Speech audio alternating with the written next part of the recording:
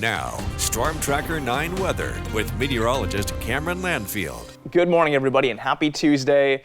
We are in the beginning of the best stretch of weather of the week. It starts today, ends sometime on Thursday. But tomorrow's the best day. Today is the second. Let's go ahead and have a look at our 4 cameras just to start things off. And you'll notice we are in the 30s for Eugene and Florence. Corvallis and Roseburg both in the low 40s at the moment. And that is exactly why we are indeed in a frost advisory through this morning, all the way through about 9 a.m. today. You could see some frost in the northern sections of the valley. It's cold out there in the morning, but of course, by the time we get into the afternoon, that's going to be a long thing of the past. We're going up in temperature today. The warming trend is bringing us closer to average. In fact, we'll be above average in a couple places. So in the next few hours here, there's frost, but after that, it's totally something that you can forget about.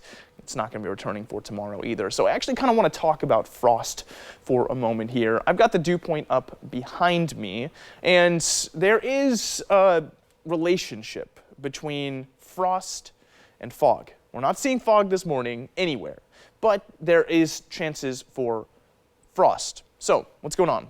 Essentially, the dew point is low, or it's low enough that it's close to freezing right now. So to get to the frost, you'd have to get below the dew point, which is acceptable, but usually if you get below that dew point or at the dew point, you start to produce some fog. So there's a fine line here between freezing and turning into frost and then having fog develop. Today, it looks like mostly what we're going to be dealing with is that frost. There's just not enough moisture in the atmosphere, despite that dew point being close, to turn into a big cloud of fog. So I think visibility is going to be maintained for today. One of the reasons we're also seeing the frost this morning, and one of the things that could totally ruin it, are the wind speeds. So this is the surface winds we're looking at right now, and 10 miles an hour in Eugene is a little too fast. I don't think we'll see any frost in Eugene. Corvallis, though, likely. It's pretty slow out there, so it could end up freezing, and I think that is the most likely area to see the frost this morning, from Corvallis out towards Sweet Home, out towards the east a little bit.